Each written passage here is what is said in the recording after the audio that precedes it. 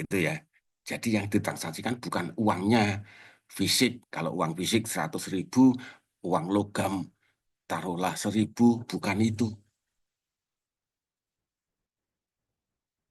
Dengan saya meminjamkan uangnya, saya sebagai supplier uang, nah saya kehilangan kesempatan menggunakan uang itu untuk sementara yang sekarang sudah berpindah tangan kepada pihak lain sesuai perjanjian untuk waktu 1 minggu, minggu depan akan dikembalikan lagi.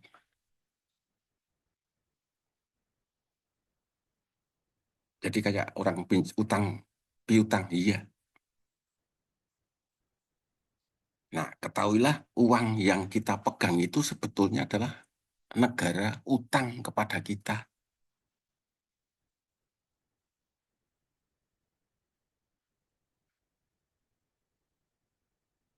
Nah, ini ya uang yang mana yang. Nah, ini ya saudara. Oke, ini ada uang negara. Apa? Maksudnya ini uang resmi. Oke, ini juga uang resmi meskipun jadul.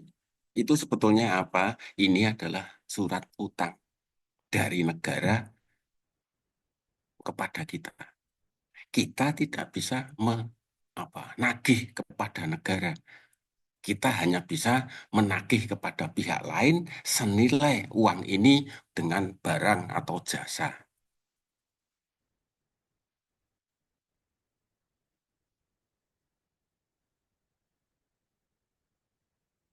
Ya, uang yang 100.000 lah gampangannya. Oke, ada nggak contoh? Nah, ini nggak kelihatan malam. Ini ya, uang 5.000 ada tulisannya Bank Indonesia. Nah, ini adalah surat utang sebetulnya.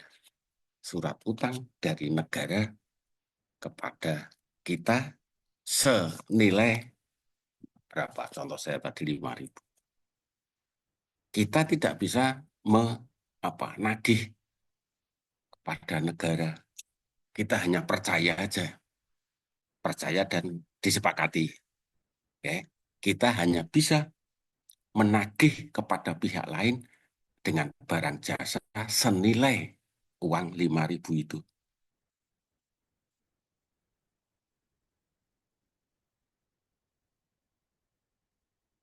Nah, kembali ke money market tadi ya. Kembali ke money market, demand-nya adalah orang yang butuh uang. Oke, suppliernya adalah pihak yang berlebih uang. Berlebih uang bukan berarti dia kaya, dia memang punya uang yang untuk sementara nganggur. Tidak dia gunakan untuk jangka waktu tertentu sehingga bisa dipinjamkan kepada pihak lain.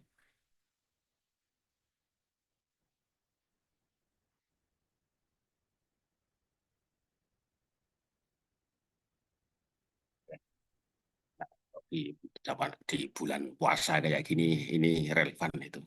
Jadi orang kenapa sedekah, orang kenapa memberi, itu bukan berarti dia kaya. Kan gitu.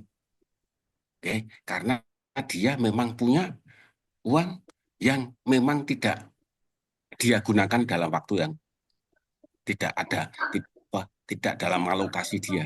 Ada kelebihan uang yang di luar sudah dialokasikan, ada uang lebih. Nah, itulah yang digunakan untuk membantu orang lain. Bukan berarti dia kaya.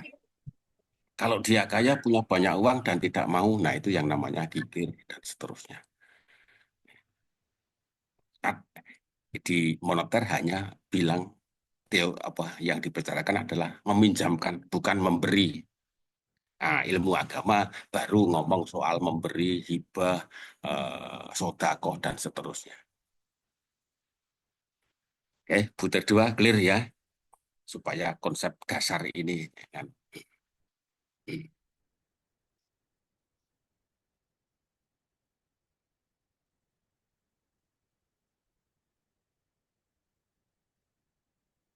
Jadi,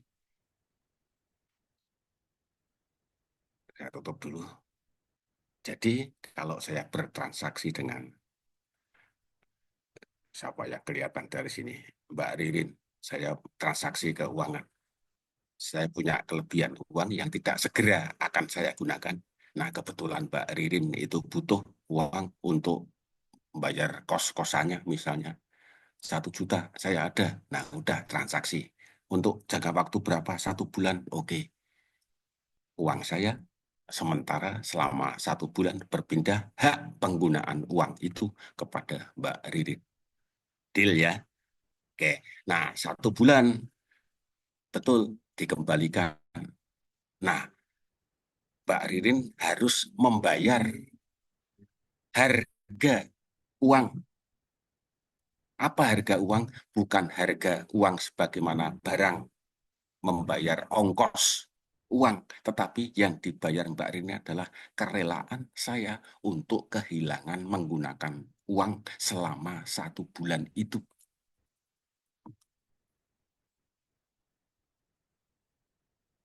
Oke, anak saya minta jajan, nanti dulu nunggu uang pengembalian dari Mbak Ririn. Itu pengorbanan, Mbak. Iya kan? Karena haknya udah apa sudah berpindah sementara selama 1 bulan dari hak penggunaan uang dari saya kepada Mbak Riri. Itu yang dibayar, bukan masalah uang ongkos bagaimana orang beli HP. Orang beli HP kan yang dibayar adalah ongkos memproduksi HP. Oke? Nah, uang yang dibayar oleh orang transaksi uang itu adalah hak selama jangka waktu tertentu tidak menggunakan uang itu.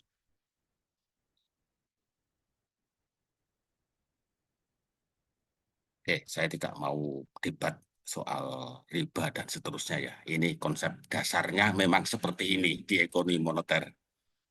Kemudian itu diistilahkan sebagai bunga. Bunga itu adalah harga uang, bukan harga uang fisiknya, bukan uang memproduksi uang, tetapi bunga adalah harga uang karena dia tidak rela, tidak menggunakan uang itu selama jangka waktu tertentu.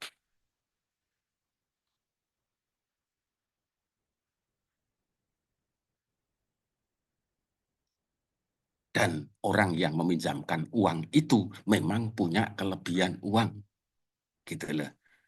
Jadi, jadi tidak ada sesuatu yang by design mencari-cari suku bunga, enggak. Konsep dasarnya seperti itu. Kalau saya nggak punya uang lebih, maka saya nggak akan meminjamkan. Maka orang yang mau meminjamkan itu harus dihargai. Penghargaannya apa? Apresiasinya, yaitu bunga yang kita kenal sebagai bunga. Bunga itu adalah harga uang, oke, untuk membayar kerelaan dia untuk tidak menggunakan uang itu selama jangka waktu tertentu. Maka saya kalau ketemu dengan apa yang ekonomi syariah, saya enteng aja gitu loh. Konsepnya seperti ini. Tidak ada yang namanya orang kemudian menternakkan uang biar uangnya bisa banyak dengan riba. Yang meminjamkan ini memang betul-betul berlebih uang gitu lah. Oke. Bukan saya kemudian cari-cari uang untuk memenuhi kebutuhan uang Mbak ini. Nah, itu sudah mungkin sudah bergeser ke motivasinya sudah lain. Jadi kayak tengkulak, Mbak Ririn butuh berapa? Saya nggak punya, saya cari-cari gitu ya. Untuk kemudian saya pinjamkan ke Mbak Ririn.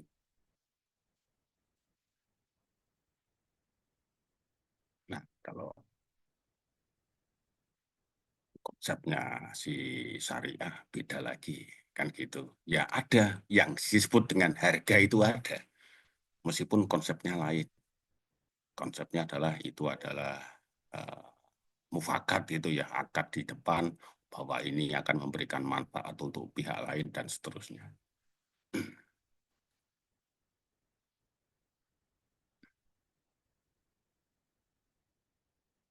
Di dalam riba. Kenapa bunga itu dianggap apa larinya ke riba? Itu ibaratnya adalah kebutuhan dan nafsu. Nah, kalau sudah nafsu itulah riba. Bunga tergelincir menjadi riba. Oke, saya bukan background pendidikan saya bukan ekonomi syariah, makanya saya nggak saya tutup apa saya close di konsep yang konvensional aja yang mengikuti teori moneter.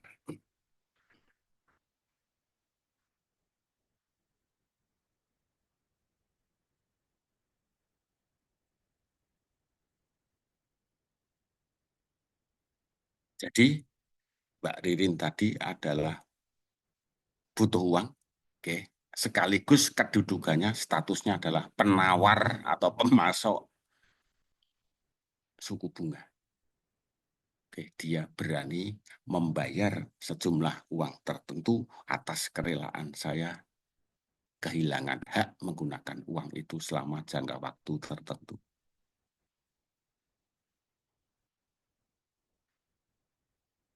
Secara simetris, saya yang punya uang berlebih tadi, supplier uang sekaligus demander bunga, demander interest rate. Saya mau meminjamkan uangnya, tetapi 5% sebulan misalnya. Saya adalah interest rate demander.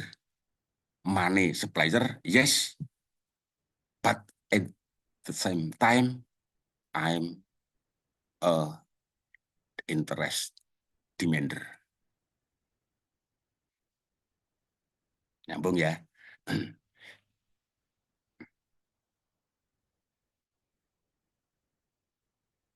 Sekaligus butir tiga. Interaksi saya dengan Mbak Ririn tadi, money demand, money supply untuk satu individu, oke, menciptakan kuantitas keseimbangan. Berapa yang dibutuhkan Mbak Ririn, kemampuan saya berapa meminjamkan, jadilah taruhlah tadi contohnya berapa Mbak Ririn tadi 1 juta ya. Oke, itulah 1 juta, itulah kalau ini, oke, kuantitas keseimbangannya adalah 1 juta di sumbu datarnya gitu ya, ditarik ke bawah. Ini itu, anu loh, apa namanya, e-commerce itu kan gini, betul ya gitu. Coba lihat kalau e-commerce kumpul-kumpul foto-foto gitu pasti ya, itu demand supply. Oke, ditarik ke bawah, itu adalah kuantitas keseimbangan contoh kita tadi adalah 1 juta. Nah, ditarik ke kiri sumbu tegaknya itulah suku bunga. Kesepakatannya nanti Mbak Ririn ketika mengembalikan uang 1 juta yang saya pinjamkan, dikembalikan 1 juta plus harga plus apresiasi atas kehilangan waktu saya tidak menggunakan uang itu berapa persen. Taruhlah tadi kesepakatannya 5%. Oke, jadi Mbak Ririn mengembalikan saya 1.050.000 ya. Oke, 50.000 tadi ada apresiasi atas kehilangan hak saya selama 1 bulan tidak menggunakan uang itu.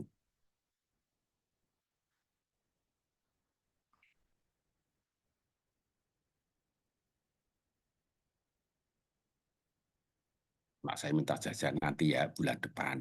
Nunggu Mbak Ririn pulang kembaliin duit. Istri saya minta ditraktir bakso. Nanti dulu ya. Lah, nanti dulu inilah bentuk kesabaran istri saya, anak saya, sehingga ini yang harus diapresiasi, dihargai. Kira-kira gitulah.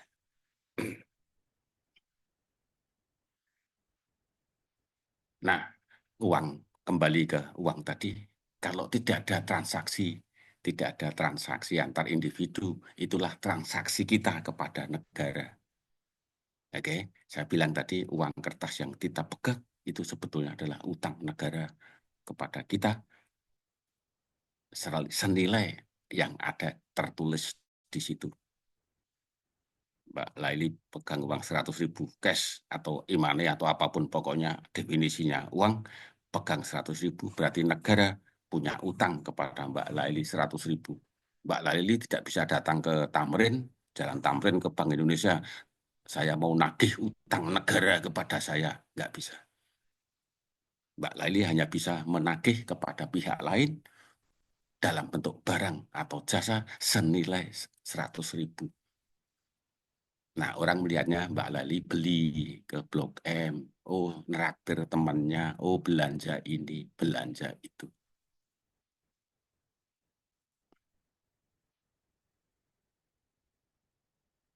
Nah, makanya nanti harga uang ketika tidak ada transaksi antar individu, harga uang adalah inflasi. 100.000 dibawa ke pasar, dulunya dapat sekian, sekian, sekian biji item barang, sekarang harga dengan uang yang sama, kok belanjanya menjadi lebih sedikit karena ada inflasi. Jadi di agenda kita di belakang sebelum UTS gitu kan ada harga uang, kita bicara suku bunga, kita bicara inflasi.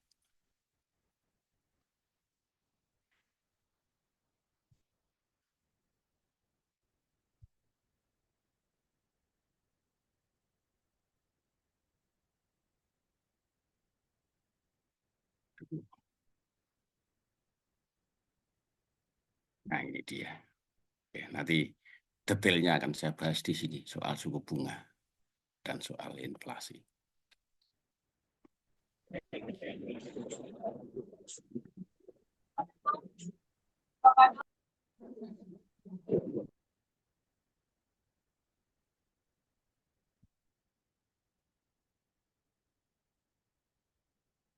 Nah,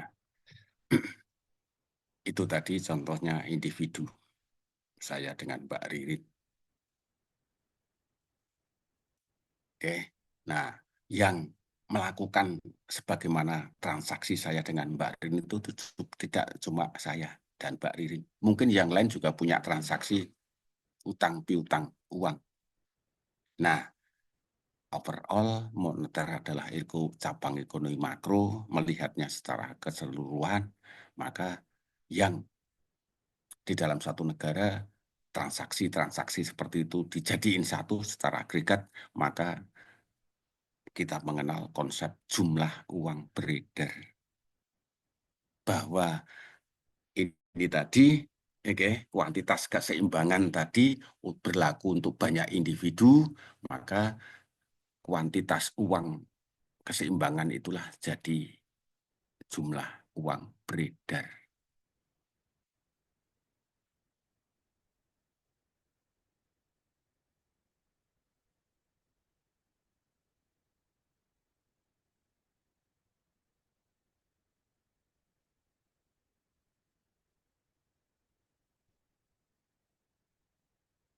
Nah, quantity of money hasil interaksi demand supply. Oke, kalau individu ya interaksi individu dengan negara, ya, maka jadilah yang kita kenal jumlah uang beredar. Jumlah uang beredar itu kuantitas uang keseimbangan hasil interaksi demand supply.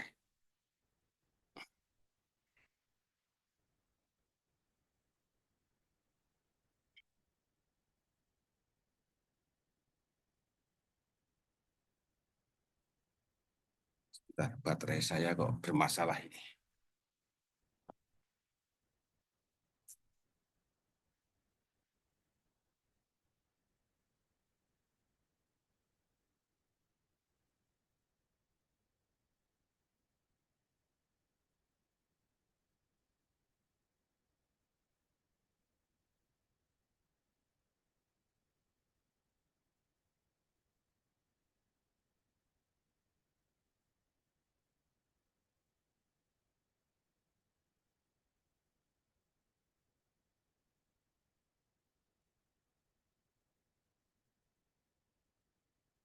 Kurang kencang loginnya.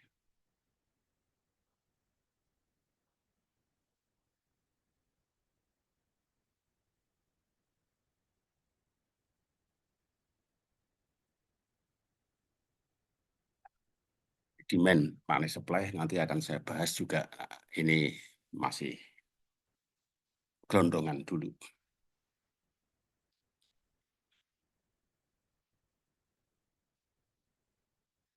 Oke, money demand satu demi satu.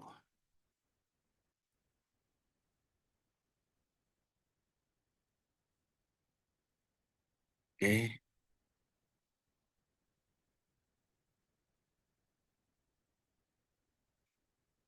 money demand merepresentasikan jumlah uang yang dipegang oleh publik masyarakat.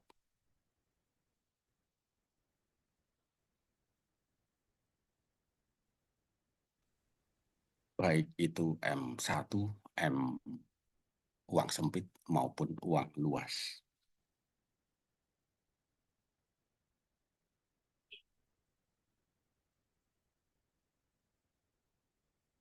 Oke, uang yang ada di bank, baik bank sentral maupun bank umum, itu tidak termasuk dalam konsep jumlah uang beredar. Tidak termasuk dalam konsep money demand.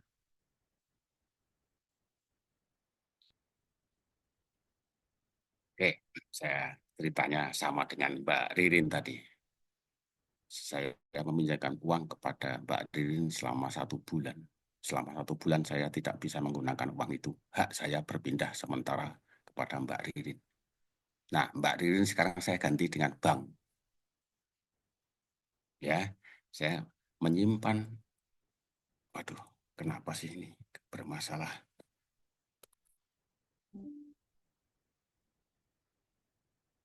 Colokan chargernya enggak.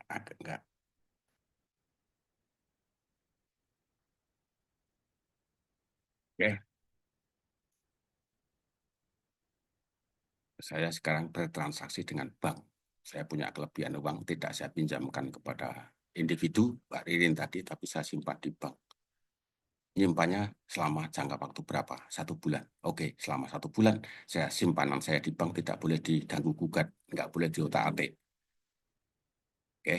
Nah, selama 1 bulan uang yang ada di bank tadi tidak ikut dihitung sebagai jumlah uang beredar karena sudah masuk ke kas bank, masuk dalam sistemnya bank. Menyimpan uang di bank dalam jangka waktu tertentu itu namanya deposito. M1-nya berkurang, M2-nya sekarang uang saya berubah menjadi M2, uang luas. Jadi M1-nya tidak dihitung sebagai M1 lagi.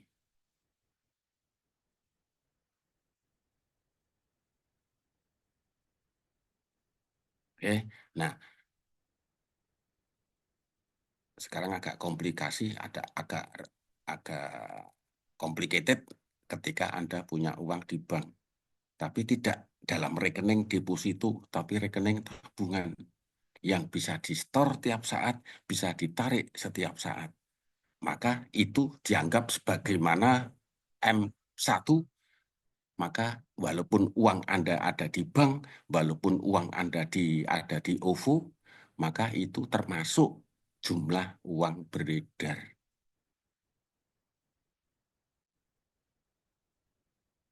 Kalau dulu konsepnya adalah uang beredar adalah uang yang berada di luar bank. Selama disimpan di bank tidak boleh diambil setiap saat.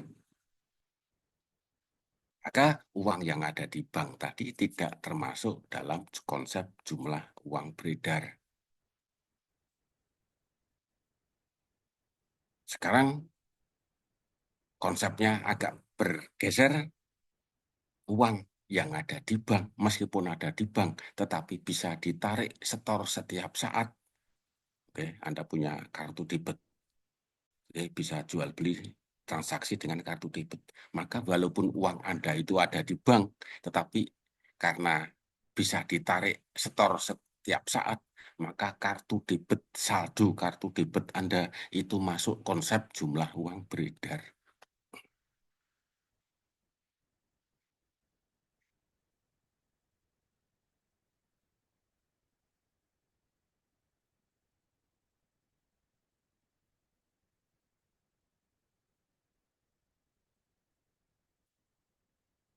Ya, jumlah uang beredar, pemahaman kita menjadi sekarang semakin terbuka. Zaman semakin maju, oke, konsep uang juga bergeser. Nah, suatu ketika nanti bisa jadi 5 tahun ke depan kita tidak lagi mengenal e-money, tapi sudah mengenal digital money. Oke. Nanti bisa jadi konsepnya berubah juga. Bisa membedakan antara electronic money dengan digital money. Sama-sama nggak kelihatan, sama-sama nggak kasat mata.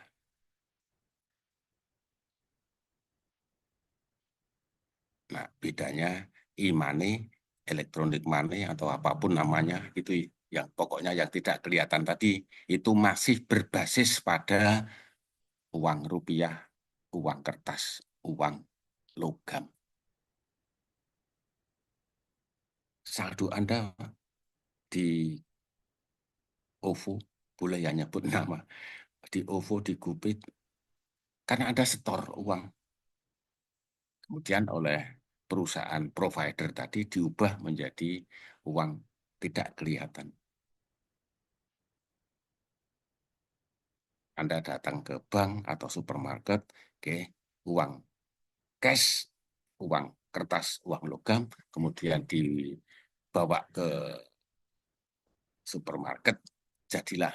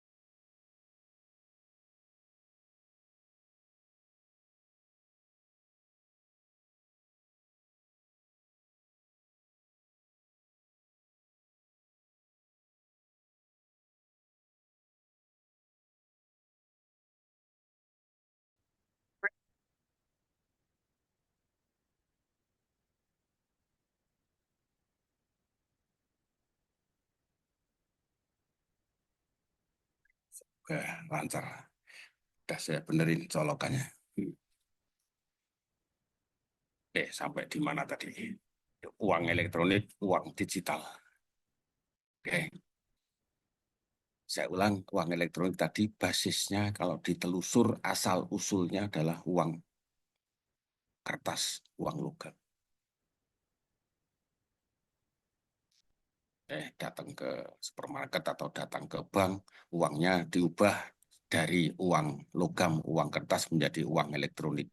E-tol, oke, bisa jadi GoPay, bisa jadi keris, dan seterusnya. Basisnya masih uang kertas, uang logam, oke, hanya bermetamorfosa menjadi uang.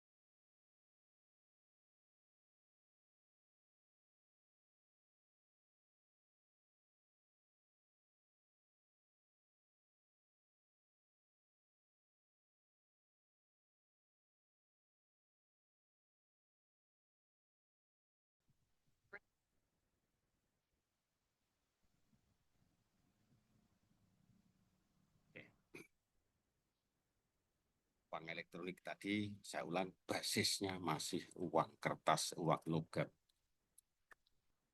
Nah, uang digital,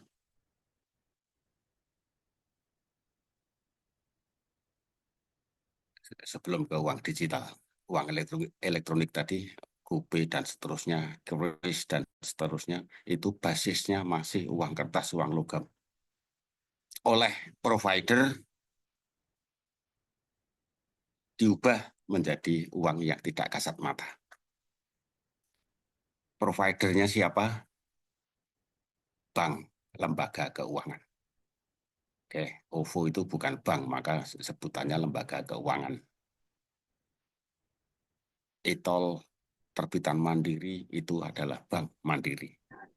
Jadi basisnya masih uang kertas, uang logam, ditransformasi oleh provider menjadi uang tidak kasat mata. Nah, sekarang uang digital, oke, itu adalah uang tidak kasat mata, providernya langsung bank sentral.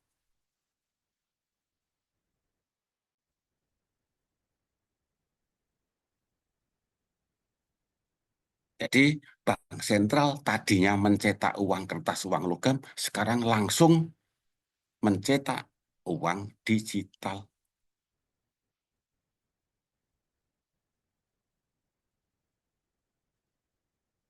Nah, apakah uang digital ini akan menyikut gitu ya, meminggirkan atau mendesak uang elektronik? Bisa jadi.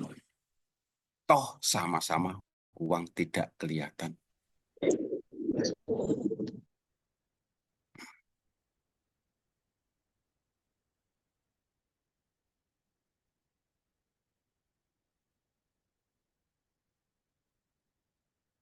Itu sedang dirancang, sudah proof, sudah tahap Bank Indonesia. Ya kebetulan karena saya sering diskusi dengan orang-orang BI, sedang dalam proses proof of concept, pembuktian konsep.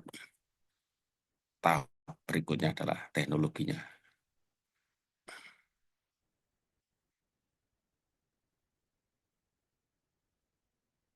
Oke.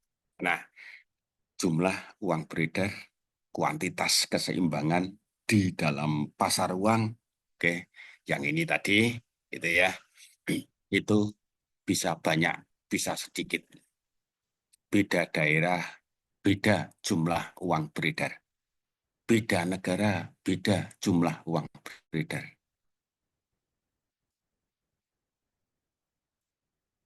Some factor determine the amount of money held by public.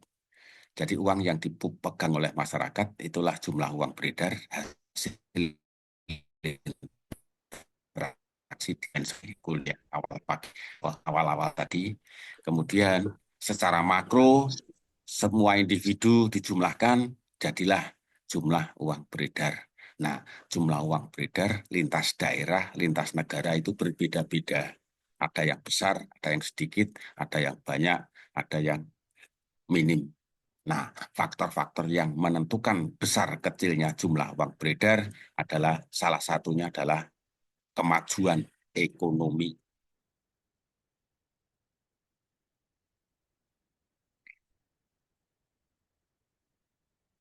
Kemajuan ekonomi itu apa? Pertumbuhan. Apa yang tumbuh? Gross Domestic Product, GDP. Saya pakai D, ya, domestic, GDP. Jadi jumlah produksi meningkat, barang yang tidak konsumsi sendiri, melainkan dijual. Semakin banyak yang dijual, membutuhkan fasilitas transaksi, yaitu uang. Maka pertumbuhan ekonomi proporsional dengan kenaikan jumlah uang beredar.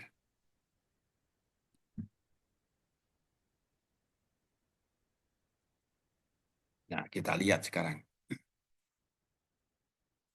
Anda boleh percaya, boleh tidak, nanti cek data. Jumlah uang beredar itu tuh 80% itu ada di Jabodetabek. 80% uang beredar di Indonesia itu ada di Jabodetabek. 20% sisanya di luar Jabodetabek. Nah, kenapa bisa seperti itu? Ya, karena kemajuan ekonomi di Jakarta dan sekitarnya itu dinamis. Oke, produksinya banyak, uang jasanya, barang jasanya lebih beragam, dan seterusnya, sehingga jumlah uang beredar ada di sini untuk transaksi.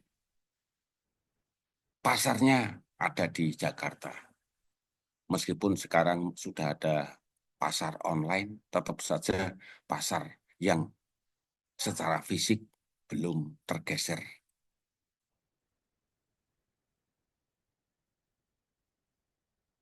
Jakarta mau dipindah ke IKN, apakah jumlah uang beredar nanti akan berkurang di Jakarta sekitarnya? Iya, tapi berkurangnya tidak banyak. IKN, ibu kota politis, ibu kota pemerintahan, ibu kota bisnis, ibu kota ekonomi masih ada di Jakarta. Jadi kalau sekarang belum pindah 80%, nanti setelah pindah ya 11-12, 80 paling ya 79%, 78%, enggak signifikan bedanya. Maka memindah ibu kota sebetulnya perlu tapi belum cukup gitu ya. Yang yang yang lebih secara moneter, secara ekonomi lebih urgen adalah memindah, menyebar pusat pertumbuhan titiknya. Tapi secara ekonomi yang lebih relevan adalah menyebar pusat pertumbuhan, menyebar ibu kota pertumbuhan.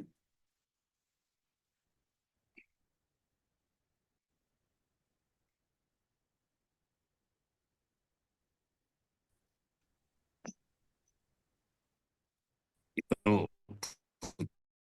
butir merah pertama. Ya, coba kita bandingkan ke wilayah NTT sono. Oke, jumlah uang beredar di sono jauh lebih sedikit.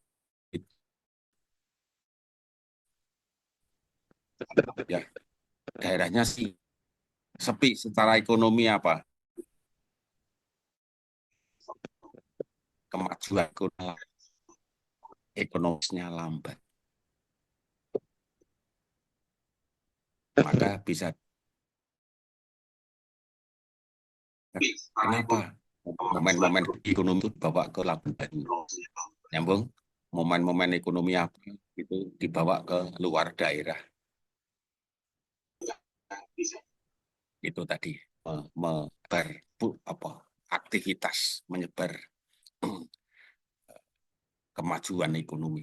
Nah, sayangnya setelah momennya selesai, setelah kembali lagi ke sebelumnya, tidak banyak efek.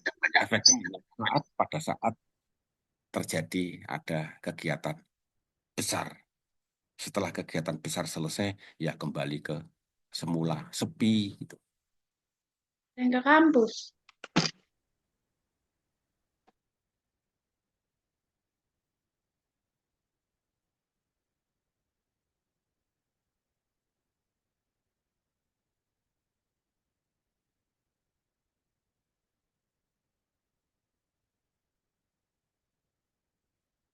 Backgroundnya macam-macam, ada yang di kampus, ada yang di rumah. Betul, ya. Oke.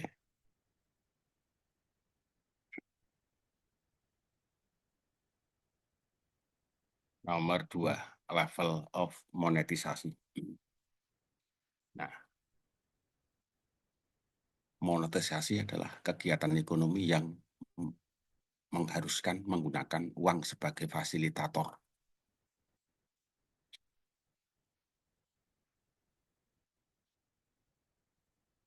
Tingkat monetisasi tinggi berarti kegiatan ekonomi yang difasilitasi dengan uang itu semakin tinggi juga.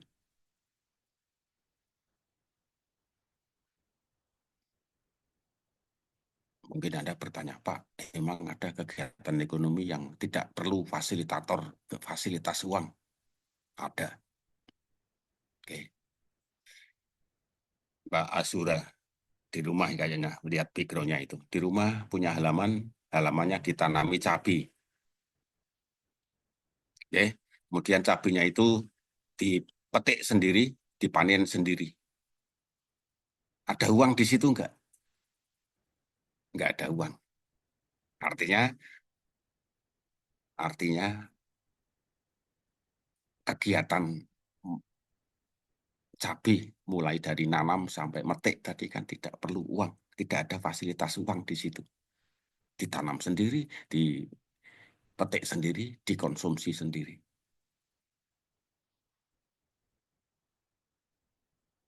Oke, beda ceritanya ketika Mbak Azura tadi setelah memetik cabainya dijual ke pasar. Oke, kayak cerita itu hari pertama kuliah. Oke, orang yang kaya itu sekarang tidak lagi banyak barang, tapi menjadi banyak uang. Dulu lumbungnya penuh, sekarang tidak. Lumbungnya kosong pun masih bisa disebut kaya karena hasil panennya sudah dijual, didapatkan, dipegang dalam bentuk uang. Nah, kembali ke contoh tadi, menanam sendiri, mengkonsumsi sendiri, itulah kegiatan yang monetisasinya rendah.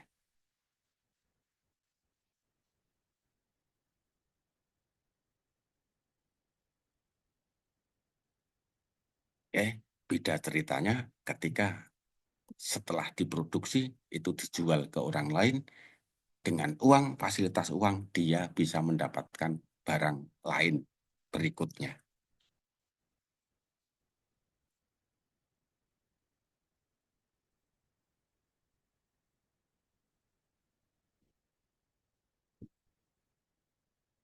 Contoh aja, yang saya hanya ingin menunjukkan bahwa level monetisasi rendah itu bisa terjadi dan mungkin di sekitar kita masih ada, mungkin masih terjadi. Oke, di pos ronda siang-siang itu ya, berhenti di situ tukang bakso, istirahat kipas-kipas gitu ya, jam-jam siang gitu. Tak lama kemudian penjual mie ayam datang ke situ, sama istirahat kipas-kipas di situ. Tak berapa lama apa yang terjadi?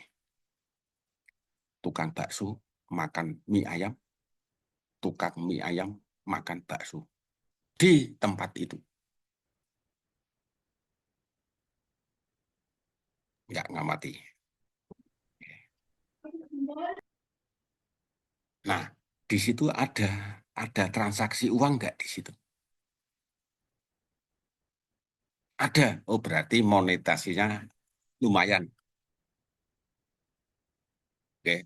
Walaupun ya misalnya 20.000 ini untuk beli bakso oleh pedagang yang terima uang tadi, mie ayam ini kan untuk beli bakso tadi. Jadi uangnya cuma berpindah tangan bolak-balik. Tapi itu adalah monetisasi yang lebih tinggi daripada yang ya udah ya, sah ya, kamu makan baksoku, aku makan mie ayammu. Nyambung nggak? Ya, jadi walaupun itu seolah-olah formalitas, ini uang untuk beli bakso dikembalikan lagi ke pemilik semula. Jadi poinnya bukan 20 ribunya, tetapi transaksi tadi menggunakan uang atau tidak. Kalau menggunakan uang, ini level monetasinya tinggi. Seperti tadi, cabai tadi. Masalahnya ki bukan di cabainya, tapi masalahnya cabai itu dijual dulu dengan dapat uang atau tidak. Nah, yang menggunakan uang itulah level monetisasinya tinggi.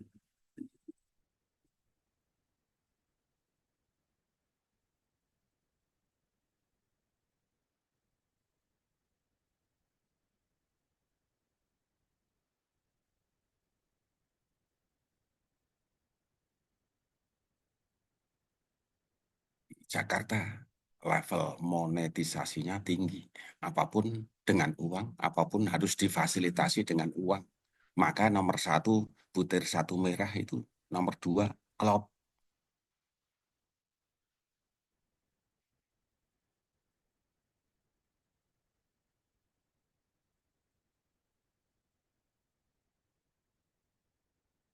Oke, interupsi boleh. Raisen, kalau malu Raisen ya pakai chatting juga boleh.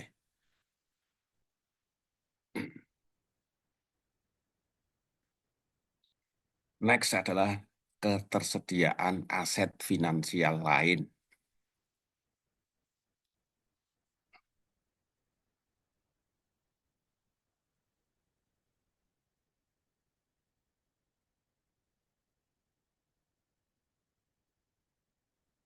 Ceritanya mirip-mirip dengan yang tadi.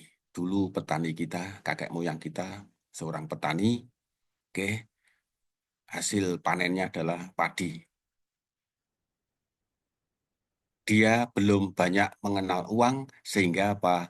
Bentuk kekayaannya, wujudnya fisik, hasil panenannya ditaruh di lumbung. Itulah kekayaan dia. Kenapa diwujudkan dalam bentuk fisik padi di lumbung? Karena dia belum banyak mengenal tentang uang. Nah, kemudian berkembang. Sudah mengenal uang, maka lum kombinasi lumbungnya masih ada, aset kekayaan fisiknya dalam bentuk panenan padi di lumbung ada, sebagian dipegang dalam bentuk uang.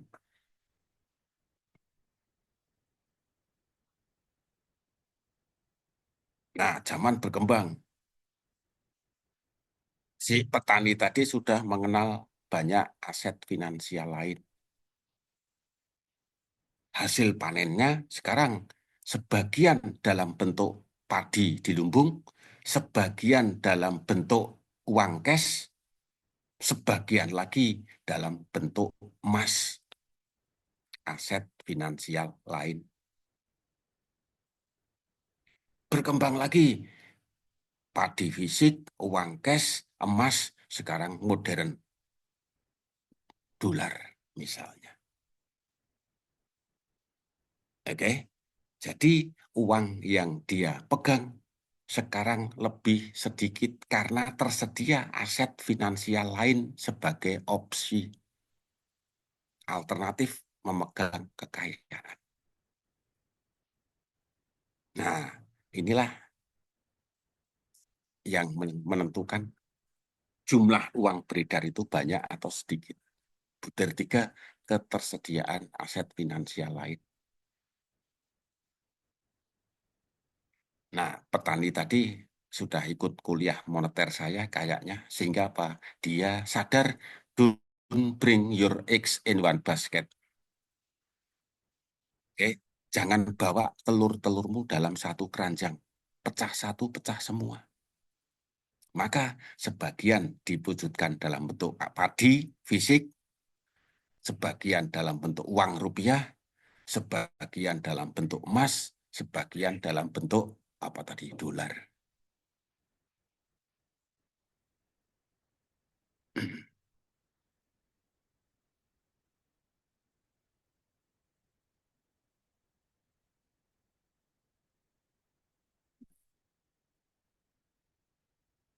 Orang bisa apa tadi, don't bring your eggs in one basket. Dia bisa membawa telur-telurnya tidak dalam satu keranjang biar tidak pecah semua. Butir empat bicara. budaya, nilai sosial.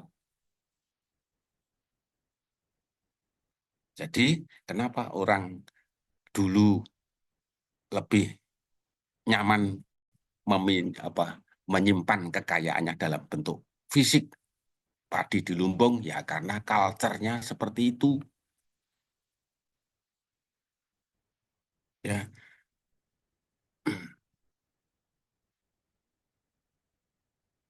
orang kaya itu kalau ternaknya banyak, maka sebagian diwujudkan dalam bentuk padi di lumbung, sebagian masih dalam aset fisik, yaitu apa? Ternak.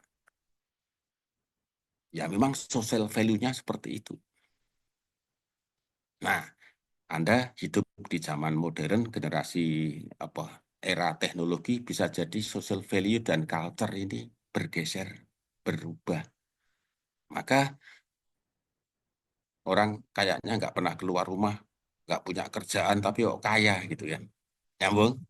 Ya, kok banyak uang? Ya karena social value-nya membuka peluang kita kerja dari rumah.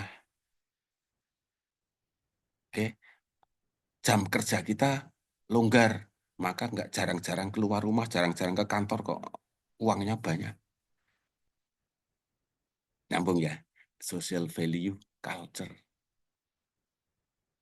Kok dia kok kayaknya main melulu dari kota ke kota, kok apa uangnya nggak habis-habis untuk jalan-jalan.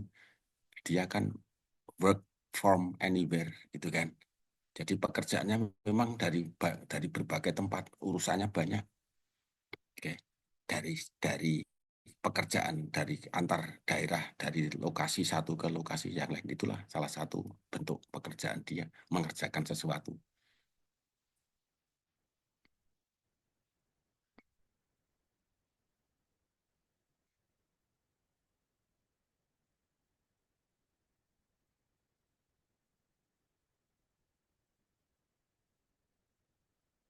Oke. Nah, menutup kuliah hari ini tentang money market, saya mau cerita. Ceritanya ada kaitannya dengan moneter. Oke, ini gimana ini? Sebentar.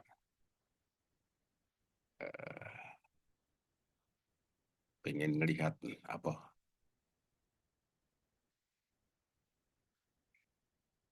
ada opsinya.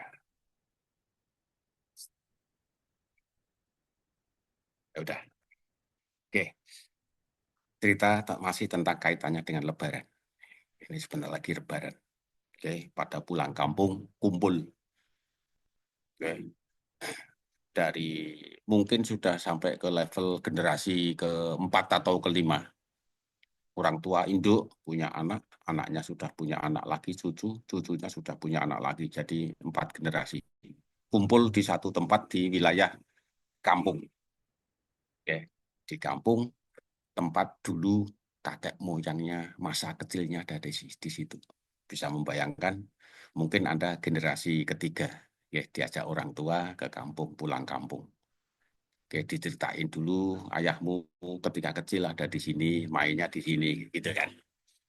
Nah, ceritanya soal moneter tidak soal main masa kecil, tetapi setelah kumpul, oke, orang tua masih hidup, kakek, kakek moyang kita, apa kakek atau generasi keempat itu apa namanya, cicit masih hidup, oke, dikumpuli, apa didatangi anak cucunya itu bahagia.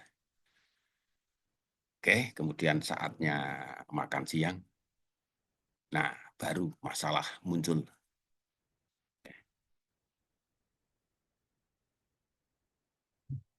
Ada tetangganya jual bakso, atau apapun gitu ya, disuruh makan. Udah, cucu-cucuku, anak-anakku silakan makan. Ya, orang tua yang ada di situ tidak tidak masak, udah tua gitu. Oke, udah seneng pada makan. Nah, tiba saatnya mau bayar. Tukang bakso berapa? semuanya. Tadi anak cucuku sudah pada makan.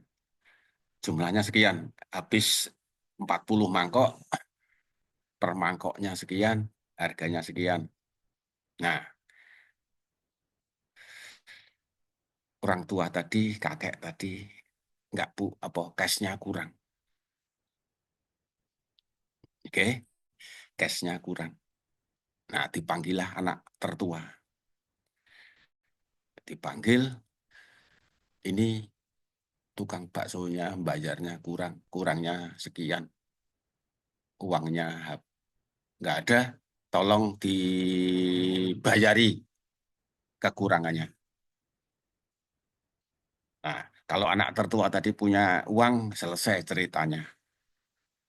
Nah, ceritanya didramatisir, si anak tertua tadi juga nggak punya uang cash, cash ya, nggak punya cash.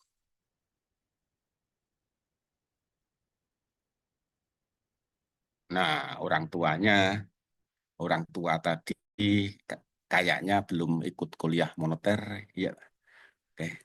Taunya uang itu adalah uang cash, uang kertas, uang logam yang bisa digunakan untuk membayar tagihan bakso tadi. Nyambung? Oke.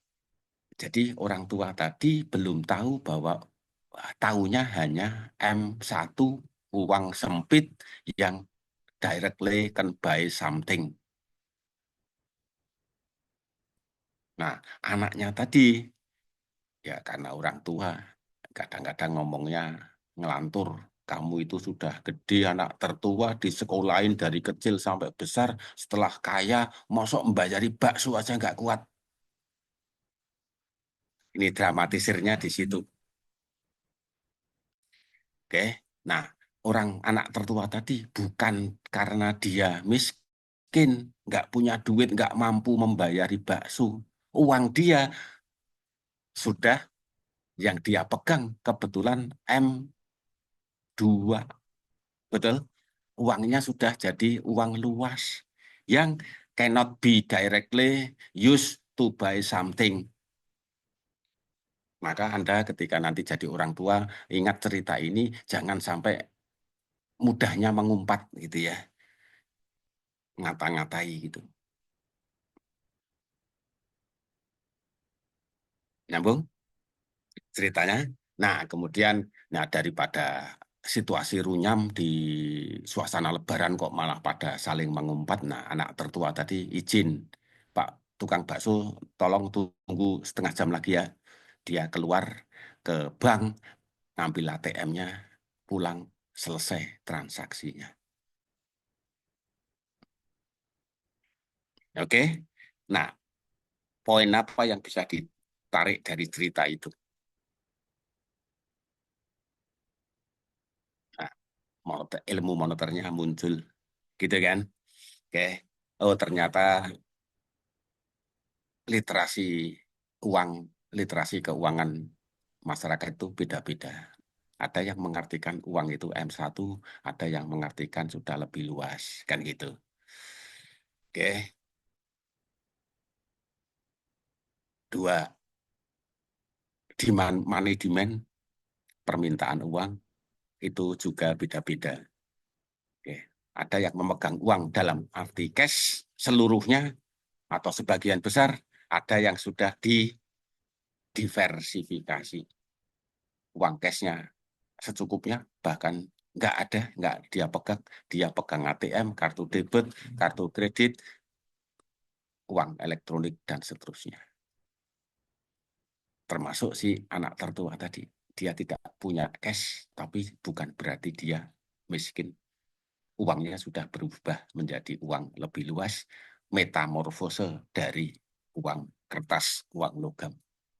Bahwa dia nggak mampu membayari uang bakso bukan karena dia durhaka, betul kan? Bukan karena dia nggak mampu menentang, nggak mampu menuruti keinginan orang tua, bukan. Karena memang uang dia, uang cash dia tipis.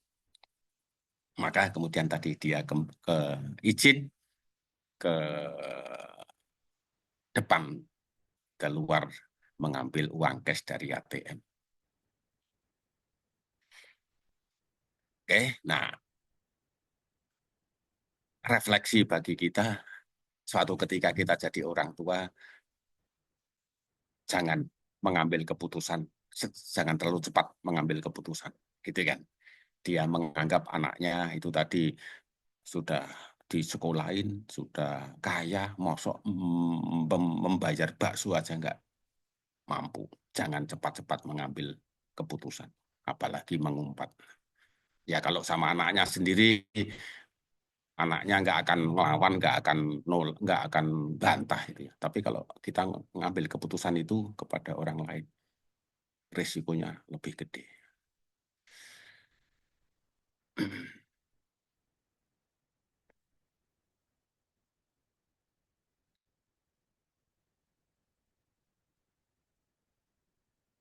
Kenapa Marsha kayaknya terdiam, tertegun? Apakah pernah ketemu dengan cerita itu? Bisa jadi nanti Anda pulang kampung di bulan-bulan depan itu di Lebaran, mungkin akan mirip ketemu dengan yang hal-hal semacam itu. Nah, kuliahnya sampai di sini 1,5 jam, 90 menit. Oke, satu topik money market, sekilas tentang money demand, sekilas tentang money supply. Nanti di kuliah berikutnya, minggu depan masih sudah cuti bersama belum? Belum. Belum, Prof. Oke, kalau belum ya saya manut saja. Kalau minggu depan masih kuliah sekali lagi, ayo.